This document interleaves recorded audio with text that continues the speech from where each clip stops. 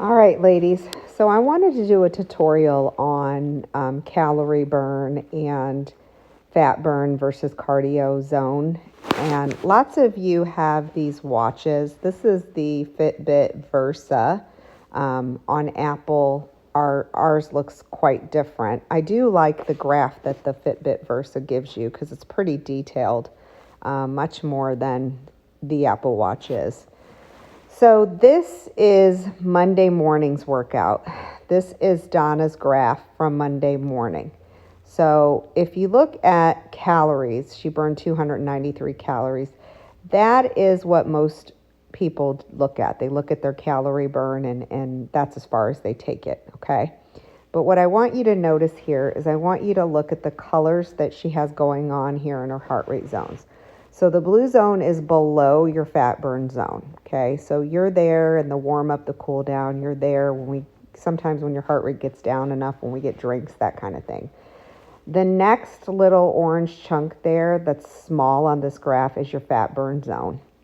And then the darker orange is the cardio zone, and then the red is her max effort. So this was Monday's workout, which was primarily cardio. And you can see here that workout did its job. She burned high calories. She was in the cardio zone most of the time, and she pushed herself to the limit here, okay? So Monday was a high cardio. It also had a banded option, which she took the entire time, and so it got her up there, okay? This is today's workout. Today's workout, I designed it to be still high on the cardio, but also it had quite a few resistance and strength training exercises. So it wasn't as heavy on the cardio. It was heavier on the bands and heavier on the weightlifting than this day was. Okay, so you see the difference here. So higher calorie burn here, not by much. She burned 293, she burned 266 here, but look at her zones here. She burned way more fat here than she did here, okay? So the combination of these two is the power of these workouts. So when I design the workouts, I don't always just do a high cardio. I don't always just do a resistance and a strength format. I include some cardio in there.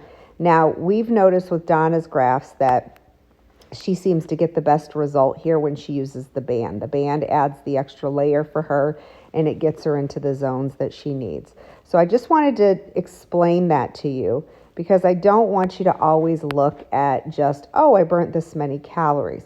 Now, if I were looking workout to workout consistently, the one that I would prefer to do out of the two would be this one, where I burned less calories, but I burned more fat. When you're in your cardio zone, you burn more calories, but you burn stored sugar versus fat. So I would much rather have this workout on a regular than this one. Now, I do want to do this type of workout once a week, but primarily I want it to look more like this, okay? You can also see here that her average heart rate here was 123 and here it was 120. So she had a good overall average heart rate in both of these workouts that was, it wasn't as low as some of her other workouts when she wasn't using the band. So it gives me quite a bit of information. And I just wanted to share that with you so that if you do have a Fitbit Versa or have any type of a watch that gives you these zones, you better understand that as well.